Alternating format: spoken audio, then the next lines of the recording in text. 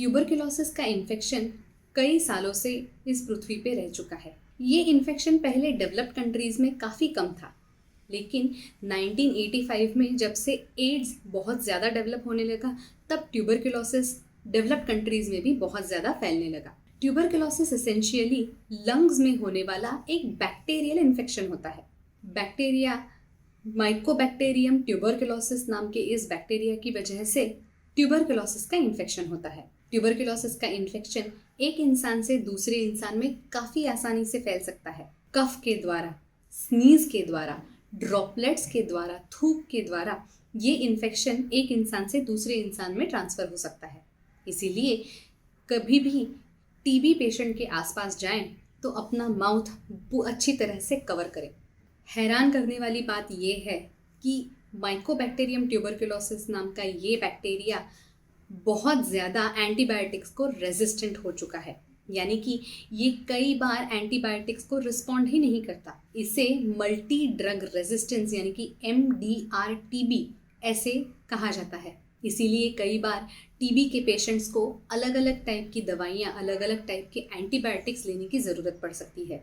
कई बार ऐसा भी होता है कि शरीर में ट्यूबरकुलोसिस का बैक्टीरिया मौजूद हो, लेकिन आपकी इम्यून सिस्टम इस बैक्टीरिया को एक्सप्रेस करने से प्रिवेंट कर रही हो। ऐसे केसेस में बैक्टीरिया की वजह से सिम्टम्स दिखाई नहीं देते। इसे लेटेंट टीबी ऐसे कहा जाता है, यानी कि बैक्टीरिया तो शरीर में मौजूद है, लेकिन इस बैक्टीरिया की वजह से कोई सिम्टम्स दिखाई नहीं दिए जा रहे। लेटेंट टीबी यूजुअली एक इंसान से दूसरे इंसान में ट्रांसफ़र नहीं हो सकता। ऑन दी अदर हैंड होता है एक्टिव टीबी। एक्टिव टीबी एक ऐसी कंडीशन होती है जिसमें बैक्टीरिया तो शरीर में मौजूद होता ही है और उसकी वजह से सिम्टम्स भी प्रेजेंट होने लगते हैं। एक्टिव टीबी एक इंसान से दूसरे इंसान में काफ़ी आसानी से स्प्रेड हो सकता है। एक्टिव टीबी यूजुअली कुछ हफ्तों से लेके कुछ सालों तक प्रेजेंट हो सकता है। इसके सिम्टम्स काफ़ी टिपिकल होते हैं।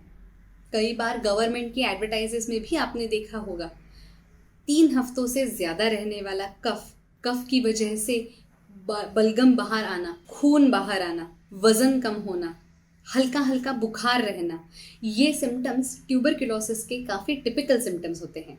इसके अलावा भी कुछ सिम्टम्स होते हैं जो ट्यूबरकुलोसिस में देखे जाते हैं, जैसे कि नाइट स्वेट्स। बुखार आने की वजह से बुखार उतरने के बाद पसीना आना बहुत कॉमन होता है, लेकिन बिना किसी कारण के रात को बहुत ज़्यादा पसीना आ जाना, बहुत ज़्यादा पसीना छूट जाना, ये ट्यूबरकुलोसिस का एक टिपिकल फीचर होता है। बहुत ज़्यादा ठंड लगना, थकान लगना, अनइंटेंशनल वेट लॉस होना, लॉस ऑफ एपेटाइट यानी कि भूख पूरी तरह से ख़त्म हो जाना, ये सब ट्यूबरकुलोसिस के एकदम टिपिकल सिम्टम्स होते हैं। ट्यूबरकुलोसिस मोस्ट कॉमनली लंग्स को अफेक्ट करता है, इसीलिए इसे पल्मोनरी ट्यूबरकुलोसिस ऐसे कहा जाता है।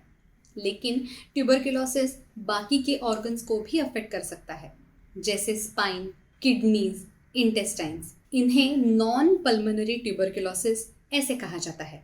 नॉन पल्मोनरी ट्यूबरकुलोसिस में भी फीवर, बुखार, हल्का हल्का बुखार आना, नाइट स्वेट्स होना, वेट लॉस होना, ये टिपिकली परसिस्टेंट सिम्टम होता है।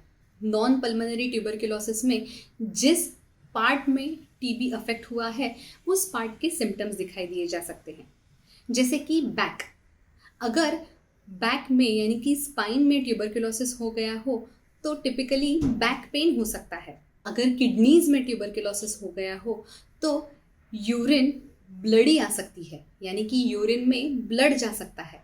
अगर घुटनों में ट्यूबरकुलोसिस हो गया हो, नीज में ट्यूबरकुलोसिस हो गया हो, तो पैरों में बहुत ज़्यादा दर्द होना, पैरों की मूवमेंट सही से ना होना, ऐसे दिखाई दिए जा सकते हैं।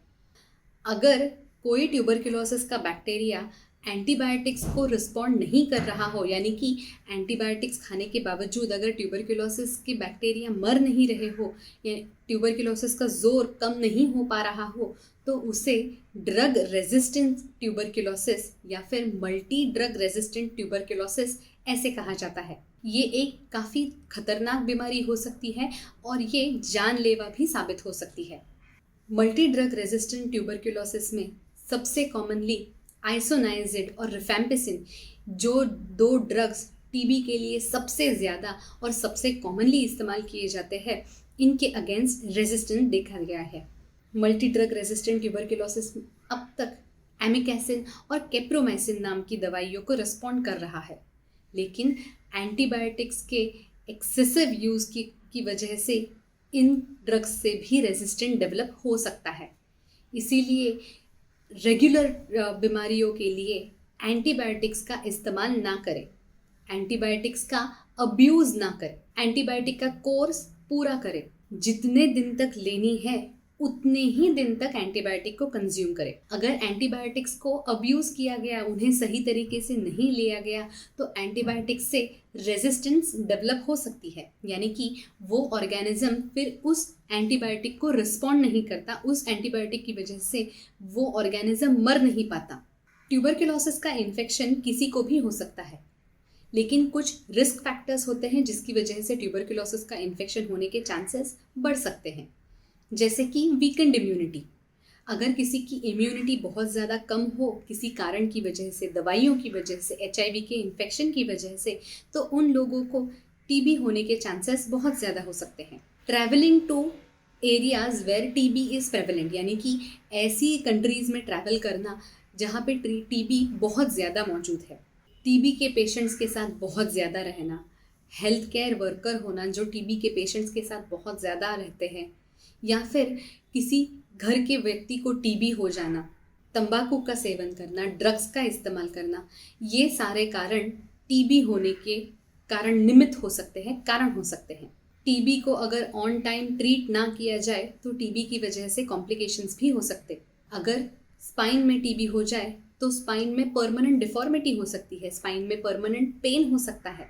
अगर मेनिंजस में, यानी कि उन लेयर्स में जो ब्रेन को कवर करता है, उनमें टीबी हो जाए तो लाइफ लॉन्ग हेडेक हो सकता है, जॉइंट्स में दर्द रह सकता है, हार्ट डिसऑर्डर्स हो सकते हैं, पेट की डिफॉर्मिटीज़ हो सकती है, लिवर फंक्शन ऑल्टर हो सकता है। अगर टीबी को ऑन टाइम ट्रीट ना किया जाए तो लाइफ लॉन्ग चेंजेस हो सकते हैं। इसीलिए टीबी होने से अपने आप को बचाएं, घर को वेल वेंटिलेटेड रखें, जितना हो सके उतना मास्क पहने। अगर आप किसी टीबी पेशेंट को मिलने जा रहे हो तो मास्क अच्छी तरह से पहने, फिर उस मास्क को डिस्कार्ड कर दें। बच्चों को टीबी के अगेंस्ट BCG वैक्सीन ज़रूर दिलवाएं। इस वैक्सीन की मदद से इंडिया में ट्यूबरकुलोसिस का प्रमाण बहुत ज़्यादा कम हो चुका है। अगर आपको या आपके किसी नज़दीकी इंसान को टीबी की शिकायत हो गई है तो उन्हें टीबी की दवाइयों का कोर्स करने के लिए बहुत ही ज़्यादा इनकरेज करें। दवाइयों का कोर्स पूरे करने से टीबी क्योर किया जा सकता है। ऐसे ही अलग अलग मेडिकल टॉपिक्स के बारे में अगर आपको जानकारी चाहिए हो तो हमारे इस चैनल को जल्द से जल्द सब्सक्राइब करें। तुरंत लाल कलर का बटन दबाएं और हमारे इस चैनल को सब्सक्राइब करें। Thank you.